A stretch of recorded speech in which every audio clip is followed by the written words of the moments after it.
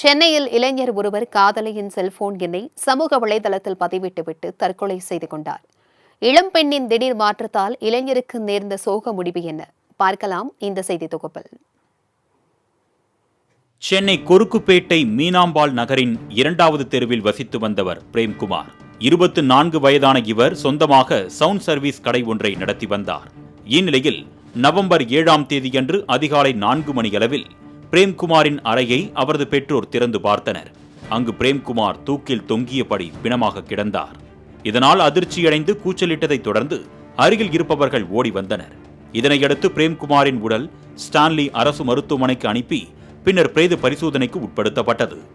இதுகுறித்து ஆர்கே நகர் போலீசார் விசாரணை நடத்தியதில் பரபரப்பு தகவல்கள் வெளியானது. பிரேம்குமாருக்கு கொருக்குப்பேட்டை கார்னேஷன் நகரைச் சேர்ந்த பவானி என்பவருடன் பழக்கம் உண்டானது. ஏற்கனவே திருமணம் முடிந்த பவானி கூடிய விரைவில் கணவரை விவாகரத்து செய்ய போவதாக கூறியிருக்கிறார். அதிலிருந்து பவானியை உயிருக்கு உயிராக காதலித்த பிரேம்குமார் விவாகரத்து தீர்ப்பு வந்தவுடன் திருமணம் செய்தாக வேண்டும் என்று காத்திருந்தார். ஆனால் நவம்பர் 6ஆம் தேதியன்று பவானியின் வாட்ஸ்அப் ஸ்டேட்டஸை பார்த்த பிரேம்குமார் மிரண்டு போனார்.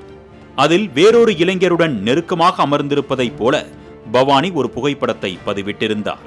இதனால் கோபமடைந்த பிரேம்குமார் இவன் யார் என்று கேட்டதற்கு, இனிமேல் நீ தேவையில்லை, இந்த ஆளைத்தான் திருமணம் செய்ய போகிறேன், இனிமேல் எனக்கு போன் செய்து தொந்தரவு செய்யாதே என்று பேசிவிட்டு அழைப்பை துண்டித்திருக்கிறார். இதனையடுத்து பல முறை தொடர்பு கொண்டும் பவானி எந்த பதிலும் தெரிவிக்காமல் இருந்தார். இதனால் மிகுந்த விரக்தியடைந்த பிரேம்குமார் வீட்டில் தூக்கிட்டு தற்கொலை செய்து கொண்டார். இறப்பதற்கு முன்பாக எனது சாவுக்கு காரணம் பவானிதான் என்று பதிவிட்டதோடு அவரது செல்போன் எண்ணையும் ஸ்டேட்டஸில் வைத்தார். திருமணத்திற்கு காத்திருந்த இளைஞர் காதலி அடித்த திடீர் ட்விஸ்டால் உயிரை மாய்த்த இந்த சம்பவம் அவரது உறவினர்களை பெரும் சோகத்தில் ஆழ்த்தியுள்ளது.